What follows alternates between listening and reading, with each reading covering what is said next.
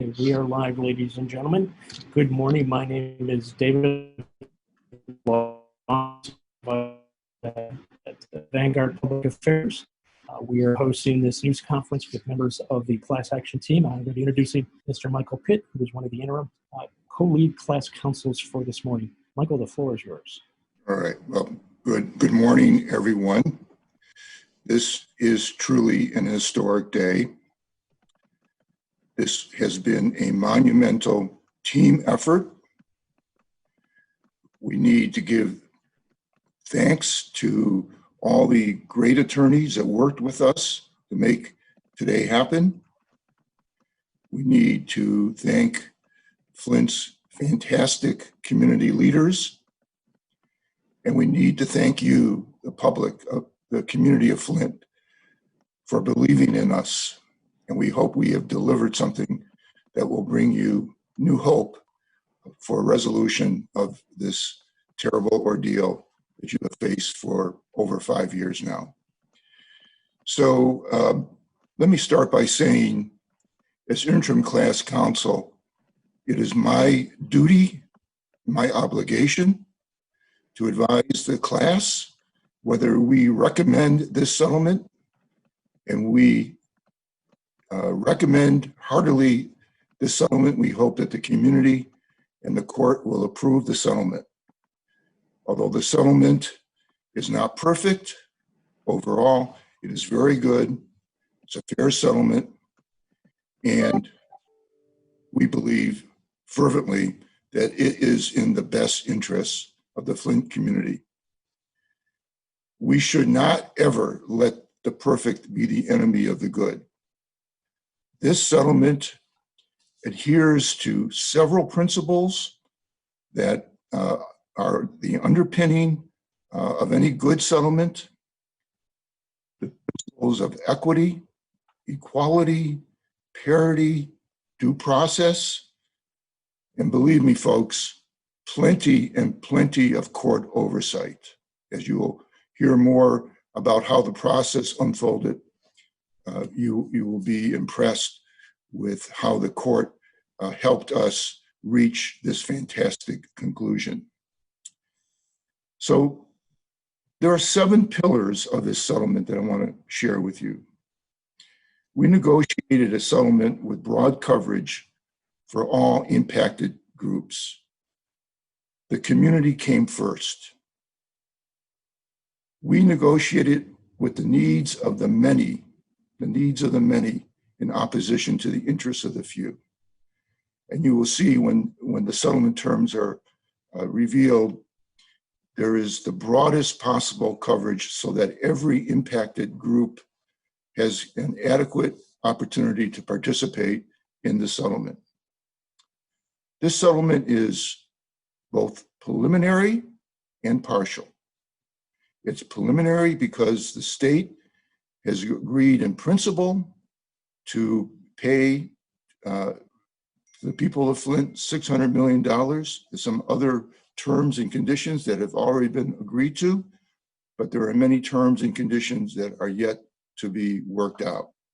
And we have created a 45-day window for ourselves for that to happen. It's also partial because it is a resolution of the claims against the state of Michigan and its various employees, agents, and officials. There remains viable cases, strong cases against the 2 engineer defendants, and there's also a very compelling case against the federal government for the negligence of the EPA. The compensation plan will provide the greatest compensation to the most vulnerable and the most impacted group. And that, of course, are the children of the city of Flint. 80% of the settlement will go to the children. 64.5% of the settlement will go to children 6 and under. These children are the most affected by exposure to lead and other contaminants in the water. And we wanted to make sure that there was adequate funding for the most vulnerable of our community.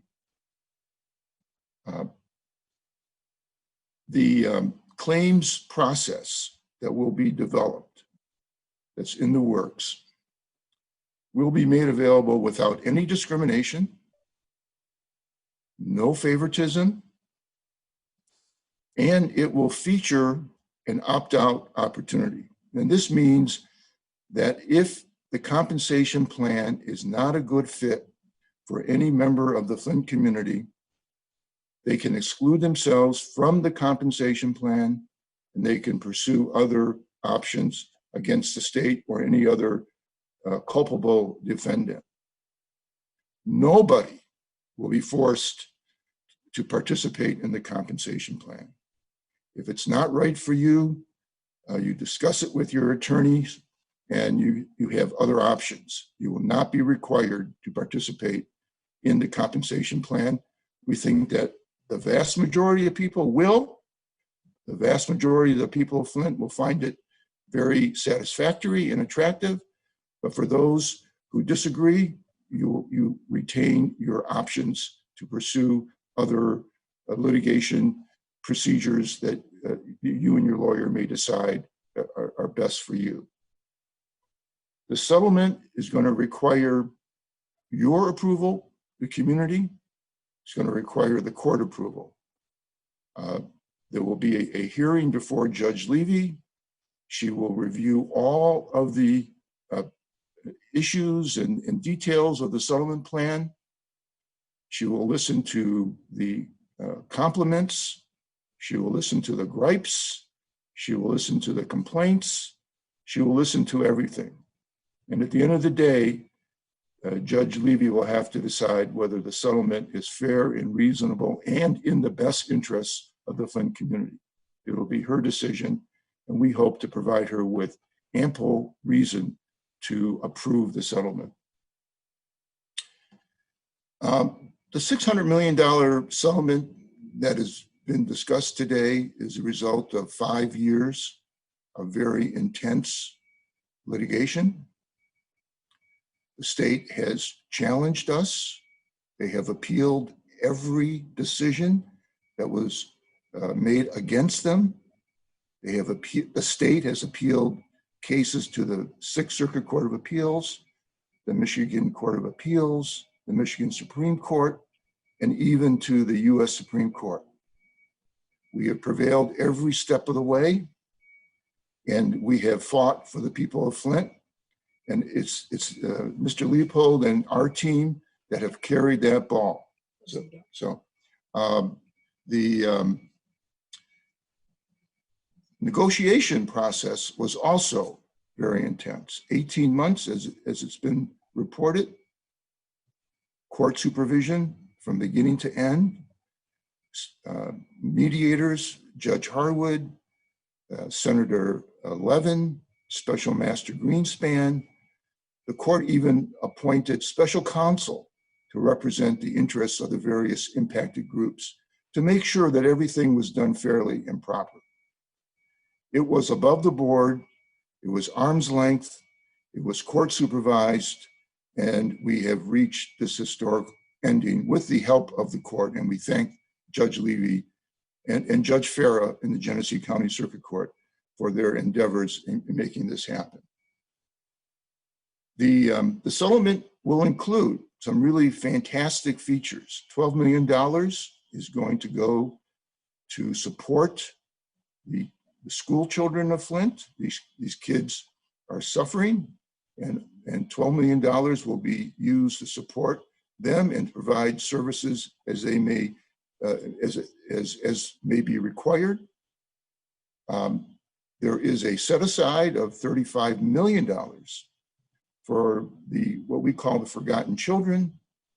Children will be able to apply immediately for compensation, but however, we know that there are foster children, there are children throughout the community who will not have an opportunity to apply for compensation because their parents don't know about it or the parents don't care to pursue it. Whatever the situation is we want to make sure that every kid is covered and every kid will be covered. There's a $35 million set aside that a kid who becomes an adult after they turn 18 can make a application for the same compensation that they would have received if they had made a claim in 2020 or 2021. We're very proud of that feature, and it's going to be very beneficial to many of the children. So overall, I strongly recommend this settlement. It's, as I said, it's not perfect, but it's fair, it's reasonable, it's equitable, it's going to work, and we want everybody to support it. So Ted, I'll turn it over to you. Mr. Thanks, Mike. Thank you, Mike. Mike really covered a lot of the things that I think addressed the four corners of this important day for the community of Flint, and specifically the residents of Flint. One of the things I want to emphasize is a couple of thank yous first, which is thank you to Judge Levy, who has gotten us to this point, who's overseen a very complex set of litigation and has kept us all moving forward to try and get to this point, at least with some of the parties for this resolution with the state of Michigan. And I also want to thank someone who has been great to work with, the two mediators, Pam Hardwood and especially Senator Carl Levin, who is really a mainstay in the state of Michigan, and to have his influence, his guidance, and his involvement in this litigation to get us to this point has been greatly beneficial, I think, for all. I also want to thank the leaders of the community who has supported us over the last several years to try and get to this point. There's never lost faith in the work that we on the class side have been doing with all the local attorneys and part of our group. But most importantly, as Mike said, I want to thank the community, the people of Flint, the children, the adults, the business owners, the property owners, because they have stuck through this very horrible set of facts and circumstances that got them to be involved in this litigation at no choice of their own, but has stuck through these last 5 years to try and get to this point where there will be some semblance of justice. As many of us know, in litigation, especially civil litigation, we can't do divine justice. We can't go back years ago and make sure that this didn't happen. This has happened to this community that has already been very devastated in many other ways. And then this, upon everything else they went through, has happened.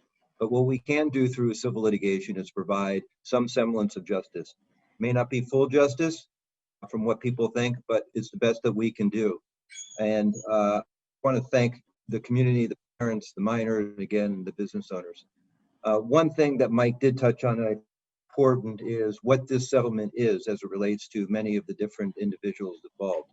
So this particular settlement is a settlement of a class settlement for 3 areas: businesses, property owners, and adults. Minors not part of a settlement class, but all minors are going to be able to participate in this settlement whether they have counsel or not. We want to make sure that every one of those minors are represented in some way, shape, or form by way of advocating for them to make sure they get within the claims process.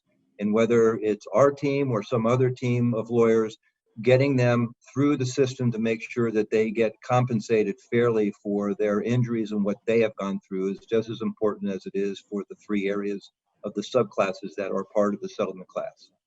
The other thing I want to emphasize is that this is perhaps the beginning of the end, but it's still the beginning in terms of we are pursuing forward on one hand a settlement and getting through the hurdles that go with that, working with the court, working with claims administrators, working through the compensation process in order to get that done for the community.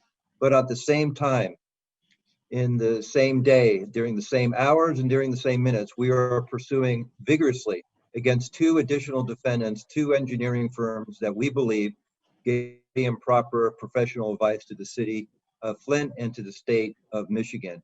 And their actions that caused a lot of harm also. Litigation is moving forward. We have presently set forth our filing of class certification papers as it relates to those 2 engineering firms. It's now before Judge Levy, and the engineering firms will have appropriate time over the next several months to file responsive papers on that.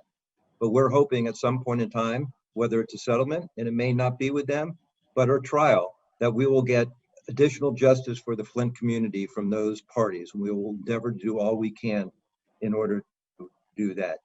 The additional thing I want to reference is that the claims process, as Mike said, is going to be non-discriminatory for everyone, whether it's a business, a property owner, an adult, or a minor.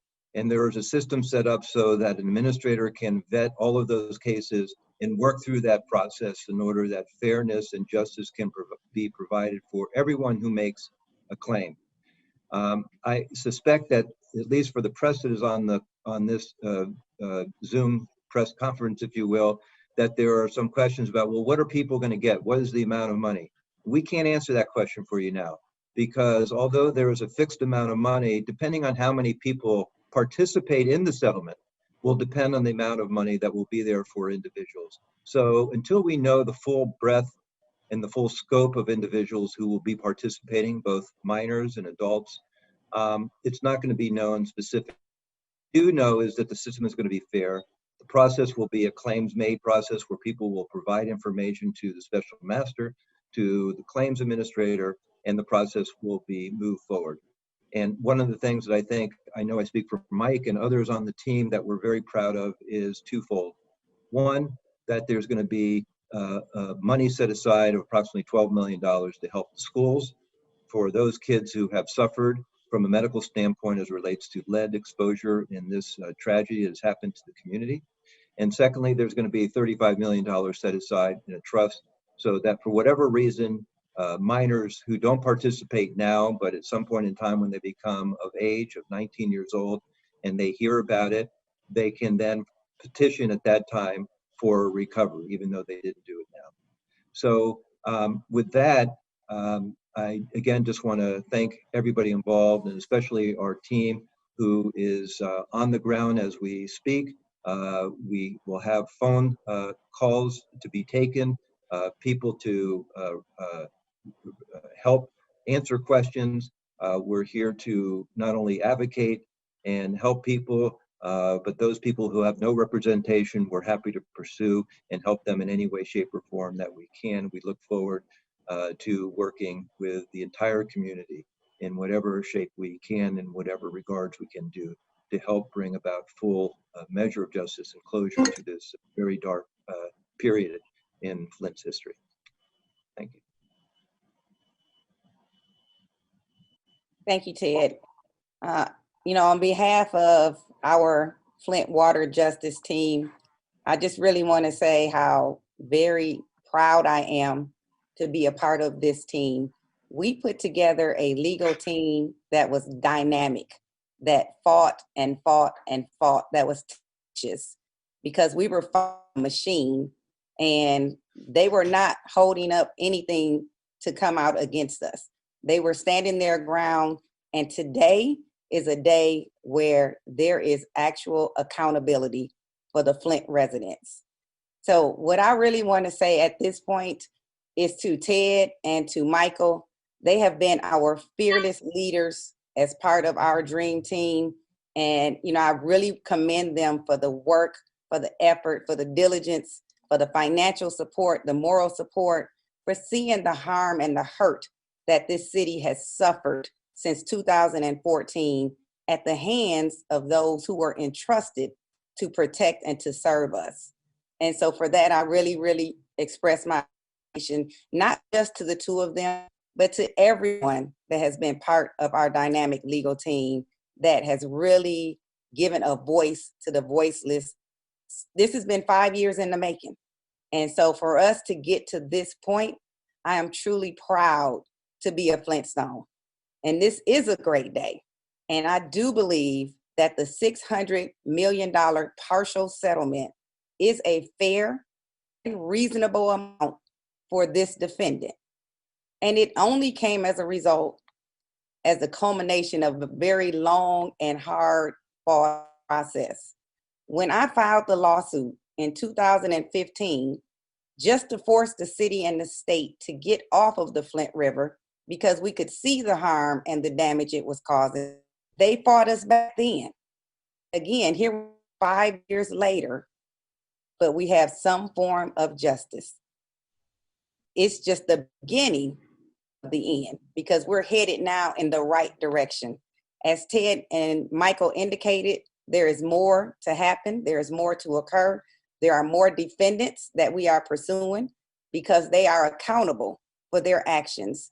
And this is really a result because we as a community stood up.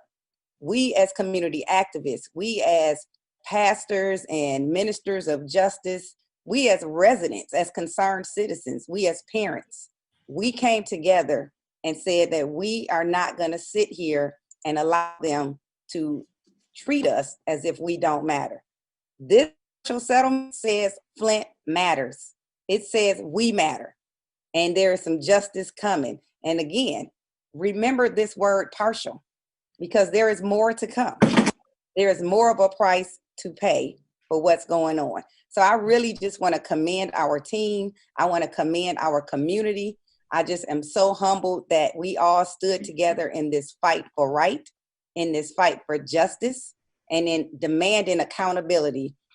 Said they fought us all the way up to the Supreme Court, the Court of Appeals, the Michigan Supreme Court.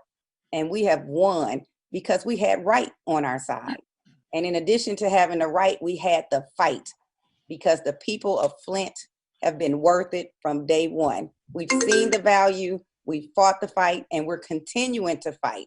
Even when all of the criminal charges were dismissed and our clients were calling saying, is it over? We made a promise right then that this was distinct and separate from those criminal charges, and that we would stand our ground and we would fight to the finish. So again, we're here, but we still have a ways to go. So again, thank you so much to our community, to our family, to our friends. Stay with us, because the battle is not over, and we have much more that is coming down our way so that we can try to make things right. And with that, I salute this community. I thank you. I appreciate you. Stay with us and stay tuned, and I'll turn it over. Thank you, Trishelle. I'm attorney Teresa Bingman. Good morning. On this day, we could see clearly, for it is August 20th, 2020. He's awesome. With 3 sets of 20s in today's date, we feel pretty good about our vision being sharpened so that we can appreciate the good news of this partial settlement today and sharply focus on our path ahead as we continue to fight for justice for the people of Flint. My message today is a word of thanks to the people of Flint, to our clients, and everyone who participated and will participate in this historical settlement. We say thank you. Thank you for your advocacy. Thank you for your resilience. And thank you for trusting us to litigate and mediate this case. You brought us your true and honest experiences, and we did our best to apply the law to your experiences. We have heard your voices, and we will continue to listen to you as we continue this fight together. We know that this water crisis has altered your lives in ways that some people may never understand. Please know that we understand, and we're with you. We have seen the looks of concern and frustration on your faces as you have talked with us about mental health concerns related to your children, your physical injuries, your property damages, and your business losses. And we have deeply felt your emotions as you have buried your loved ones who have perished as a result of this horrible health crisis. We understand why you have lost trust in the government officials who created this danger, yet tried to convince you that everything is okay. Tried to convince you that the water in Flint was not poison, and they did their best to cover up their bad acts and blame others for the horrible mess that they made. Yet we're gratified and very grateful for the leadership of Governor Gretchen Whitmer, who was not the governor in office when this crisis started. Even so, she is the governor who made the decision to settle the cases on behalf of the state and thus she has given all of us the opportunity to establish a path for healing and further truth finding as we continue to seek justice from other defendants who are responsible for this man-made crisis. So I say to you, people of Flint, again,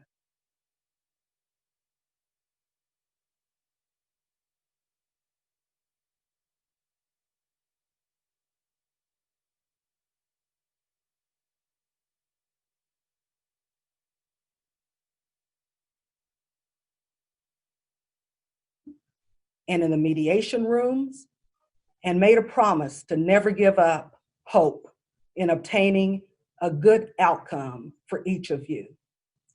Now we ask you to continue to walk with us, continue to talk with us, and help us bring more justice to you in this great city that has a rich history of overcoming challenges and barriers and remaining a beacon of hope to many.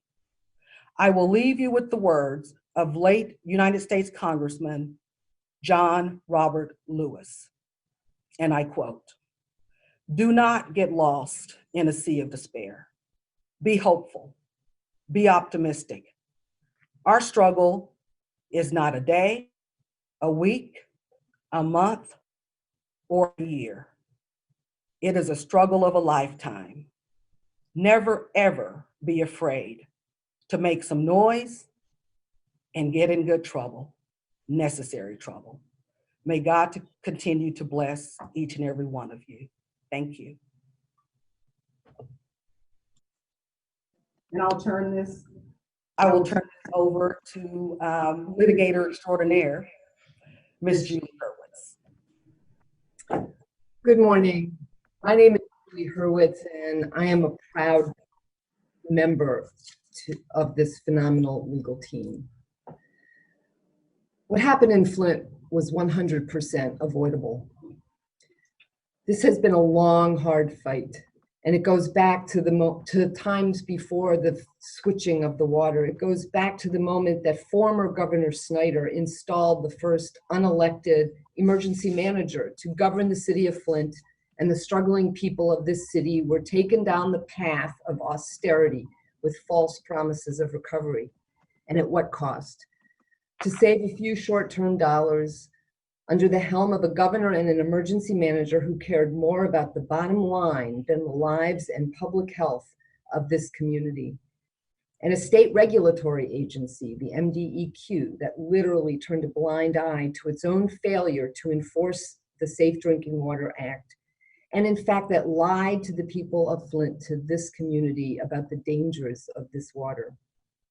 From the moment that they flipped that switch at an ill-equipped water treatment plant, sending highly corrosive and untreated water into the homes, schools, businesses, and every residence in the city of Flint, the amazing people of this community, plagued by years of racism and economic abandonment, fought back. We are so proud to be your lawyers. As Attorney General Nessel has said today, for years after these cases were filed, the state fought against the people of Flint's claims.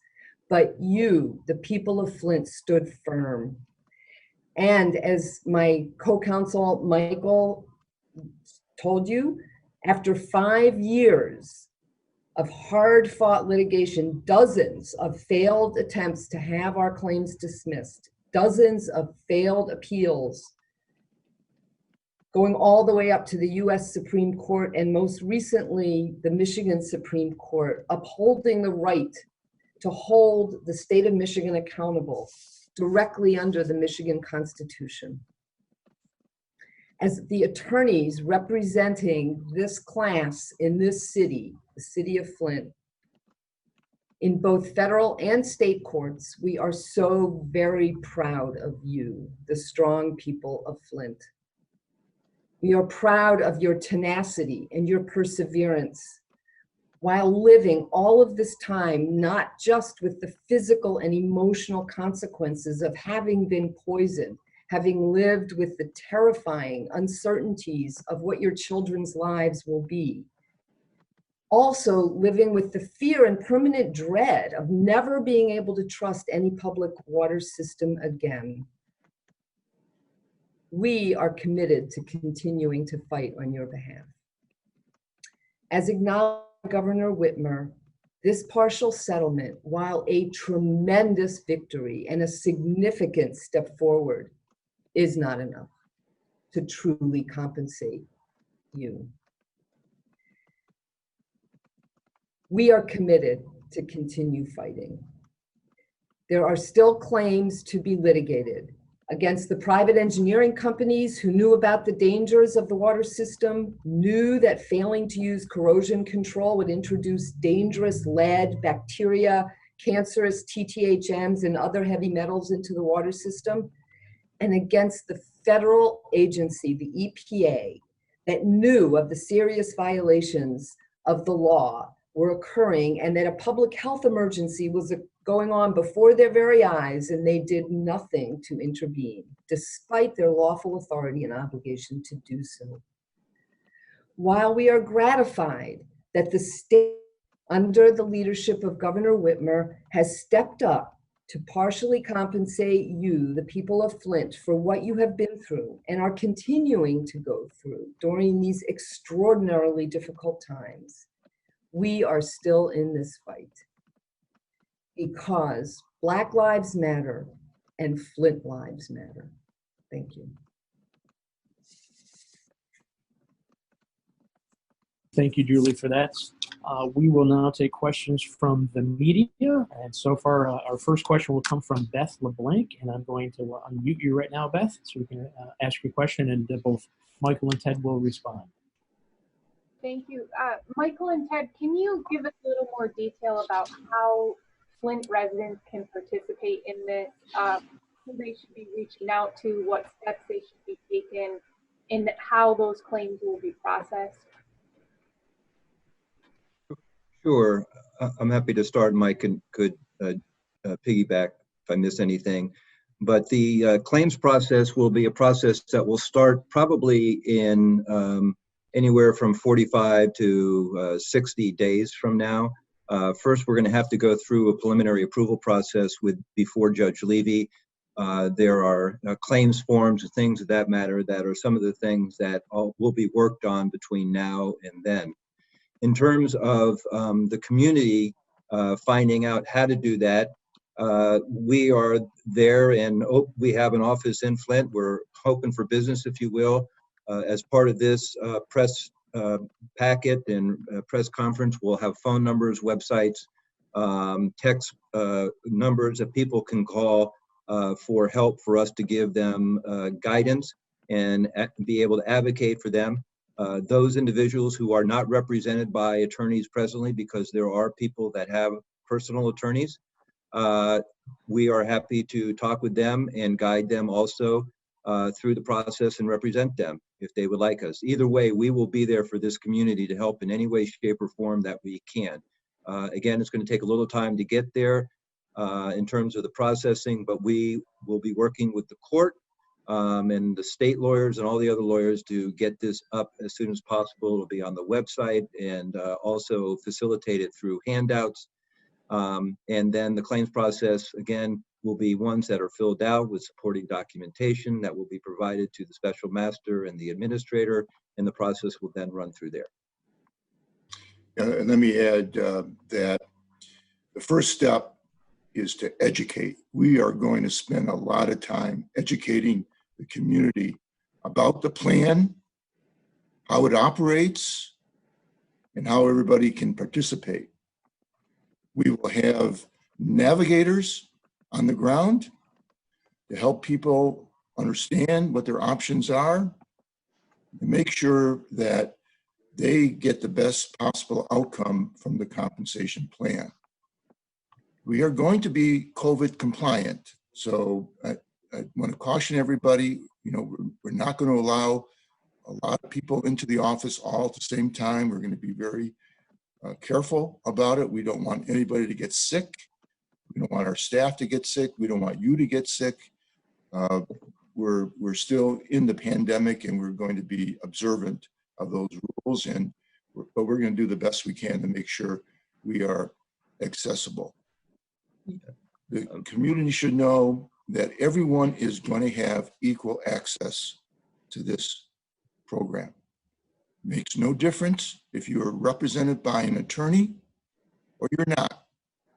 If you qualify for a particular award because you meet the profile, that is what you are going to get. And it's not going to make any difference if you've got some lawyer from some place. If you meet the profile, you will be compensated accordingly. We have built in, and we will continue to make sure that there is equity, parity, equality, and non-discrimination throughout the process. That's a guarantee. Right. And let me just say just one other thing about what Mike was referring to, because I think it's very important to say this, is that with the COVID situation that we have, which unfortunately may last for a long time, we are going to have through our website claim forms on the website where people will be able to fill them out off-site through the website. We'll be able to print them off and get them filed and things of that sort. So there'll be a whole process that hopefully everyone will feel comfortable and not suscept themselves to, COVID-related issues. Thank you. Next up is Paul Egan. Good morning. Thank you.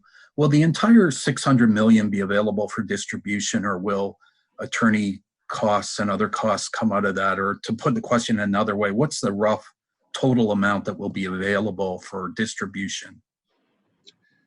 Well, we don't have the particular question is, yes, attorney's fees and costs will come out of the 600 million, but that is all left up to Judge Levy to decide. So we don't know what that amount will be. At the appropriate time, we as the attorneys and others involved will be petitioning the court for an appropriate amount of fees. At this time, we don't know what that will be. So can't really give you what the net number will be in terms of a recovery, but clearly it'll be significant and substantial. Echoing what Brother Ted said, there has been no agreement regarding apportionment for attorney fees. That's still a very open issue. Negotiated for the people. We expect to be compensated fairly as attorneys. We worked very hard. There are 20 or 30 lawyers who have spent many hours on this case. The costs have been, it's been an expensive proposition, folks, and we hope to get reimbursed. I'm sure the court will reimburse the attorneys, and the court will review, the amount of work that we put into it and make the appropriate award to us. And we trust Judge Levy to do the appropriate thing. I'm sure she will. Thank you for that. Next up is Tim Skubick. Counselor Pitt, two quick questions. First, what was your first dollar amount that you put on the table to settle this case? And secondly, that's the governor calling. The second question is, what was the toughest element to negotiate where you thought this is going to fall apart? Okay. First of all, Tim, you're out of line asking that first question. You're never going to get an answer out of me on that one. You know that. Well, it is more than 600 million, right? Well, you could speculate all you want. You're not going to get an answer on that one. So on the second one, there was an amalgamation of efforts here. At the table, were the state attorneys, of course, and we also had as co-negotiators on the plaintiff's side, attorneys representing the interests of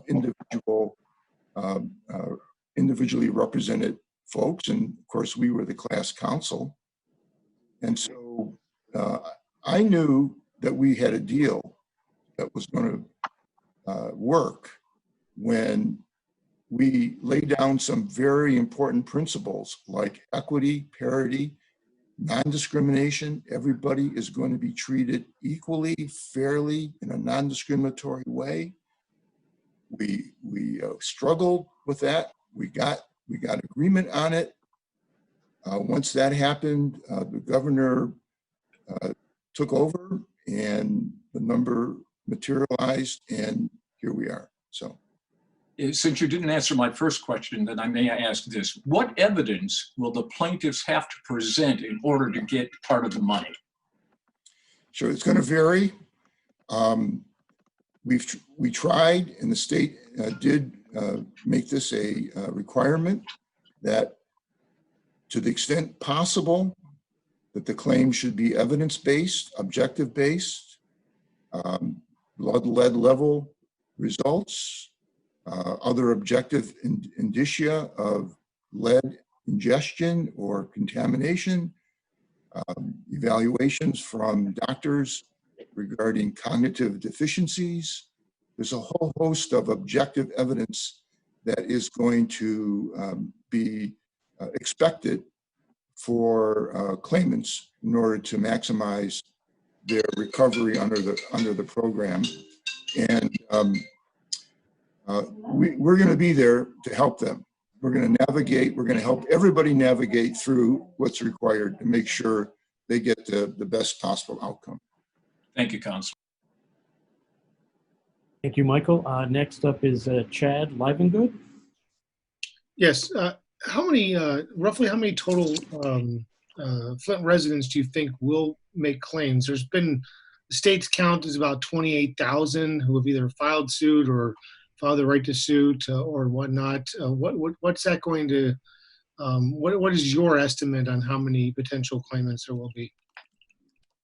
Well, let me Chad, let me see if I could answer that as best we can. We know that the general population of Flint at any given time during the time period for which this litigation is involved is approximately 100,000 people. Of that 100,000, there are somewhere in the range of 28 to 30,000 minors, the rest, of course, adults. Yes, there are individual claims that have been filed of approximately the number that you stated. So that tells us there are a lot more people out there that are part of, again, the settlement class, part of the minors that are not part of the settlement class, but will be needing to get into the system, which we hope that we can facilitate and help them through that. And also the groundwork that we're doing to get the word out.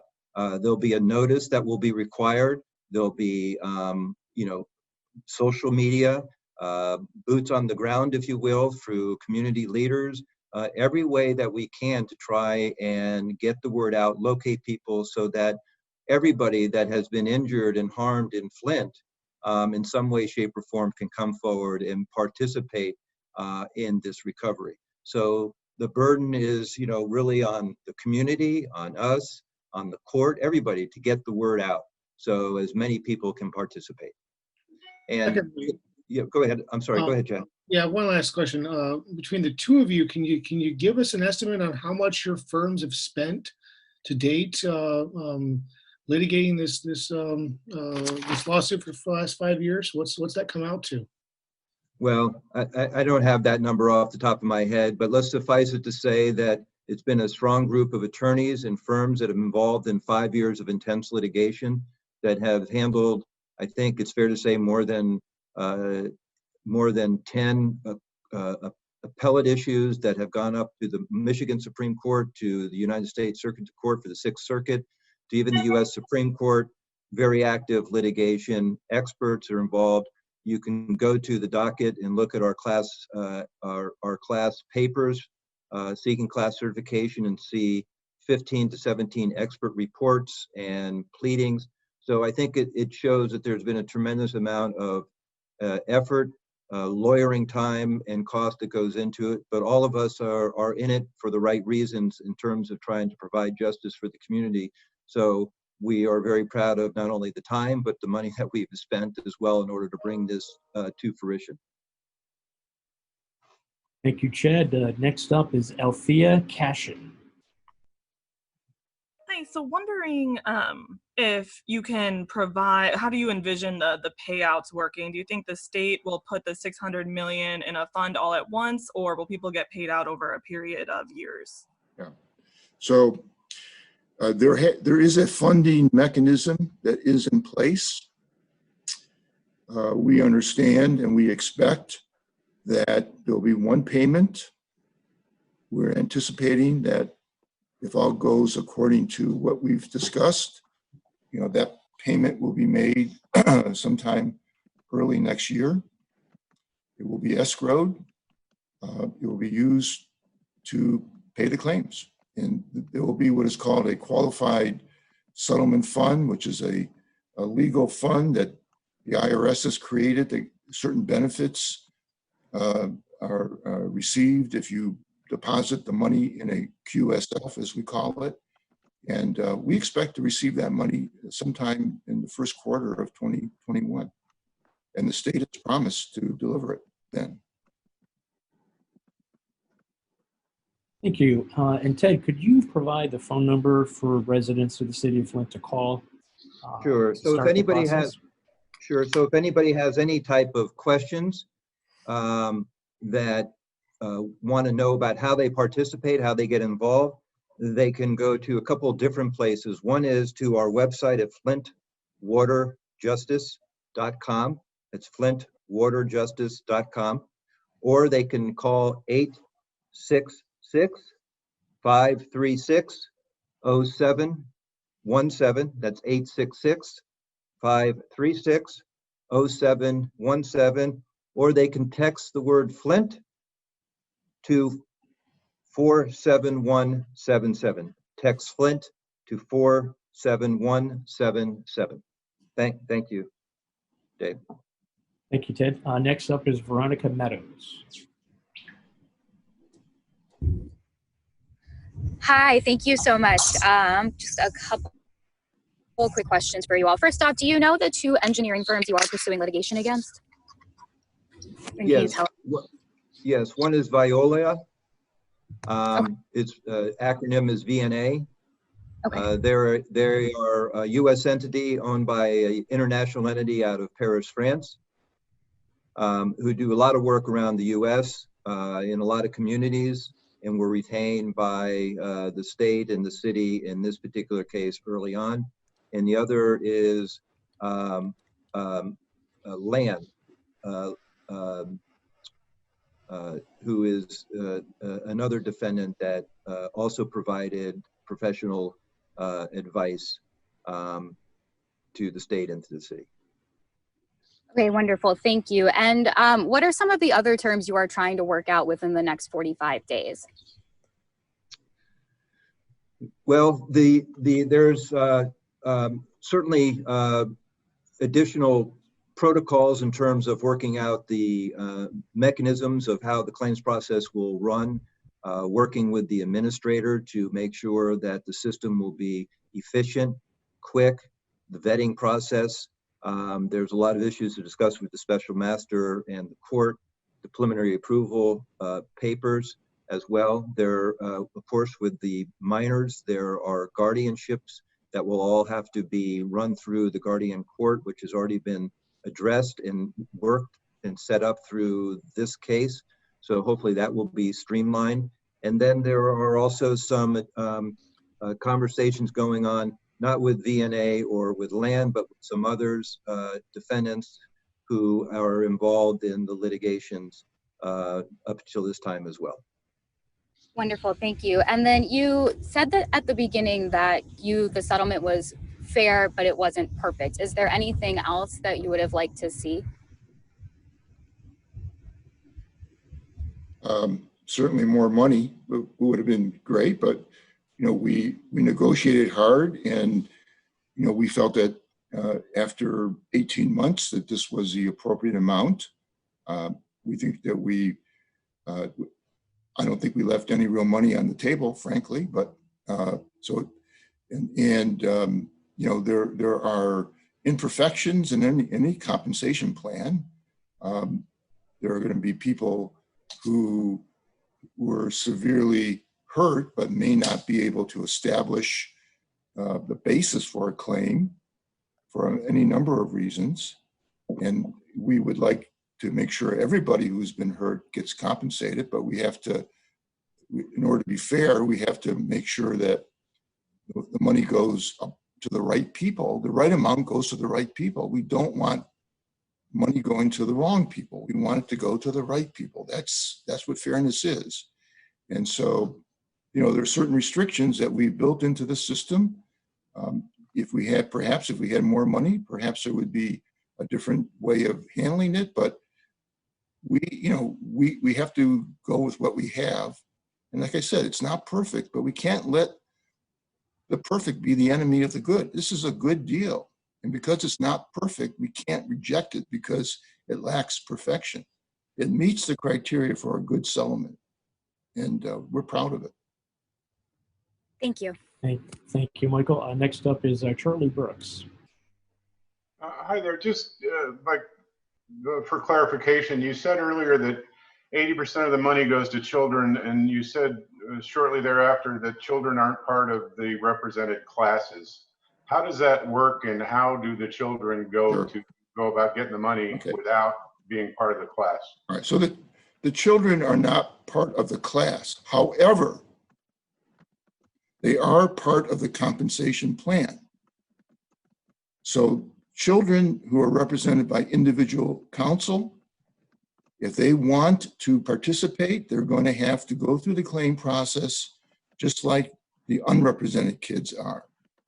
There is unity between the class side and the non-class side when it comes to the compensation plan, because that is common. You know, children who are represented by individual attorneys, if they want to get a recovery, they follow the same claims procedure as everybody else. So that's why we have put them together. And yet it's more of a technicality than it is anything else, because in reality, the compensation flows from the same funding source. Great, thank you, Michael. Next up is Diane Bukowski. Hello, yes, I'm asking what community groups, can you name some of the specific community groups that you worked with to reach this settlement, please? Also, I would like to know how to access your press packet. Sure. Teresa, are you there, Teresa? Can we turn this over to Teresa to answer that question? Yes, I'm here. Yeah, thank you, Teresa. Yeah. Thank you. So we worked with a number, just one second while we turn the volume down. Okay. We worked with a number of individuals within Flint who are natural advocates for the people, including ministers and individuals who are part of their congregations. We worked with Michigan State University Medical School, the entity that is charged with doing the research on all things Flint water crisis, including Dr. Mona Hanna-Tisha and Dr. Deborah Fur Holden. We worked with grassroots individuals. We worked with people who have been advocates for what's right for the people for a long time in Flint. So if I continue to share the list with you, it would be long. We were very open. We were very inclusive. As I said in my remarks, we listened to everyone. We took their story seriously because they brought to us the truth. And we did everything we could to transfer that truth into what would make very good legal issues to put before the court. So, so in general, we work with a number of groups. Okay, could you name just a few specific community groups, not generalities like pastors? Are there a few specific community groups that work with you? Yes, the Water We're Fighting For, which is led by Melissa Mays, who is one of our class action representatives, is one of those groups that we worked with. The NAACP, our client is the president, one of our class action representatives is the president of the NAACP, to name a few. Thank you, Teresa. We're going to wrap it up. I thank everybody for participating, but I wanted to do a shout out to Ted real quick to once again call off the phone number residents can call into, as well as the text number folks can use as well. Ted? Thank you, Dave. Again, to reach out to us to get any type of questions answered, and to give guidance and help to anybody who wants it, who needs it, please contact one of three ways. All of them will work. Our website is flintwaterjustice.com, flintwaterjustice.com. Phone number is 866-536-0717. That's 866-536-0717. Or you can text the word Flint to 47177. Text the word Flint to 47177. And again, thank you for everyone who has attended, including the press. We appreciate it very much, and we look forward to helping all of the community move forward.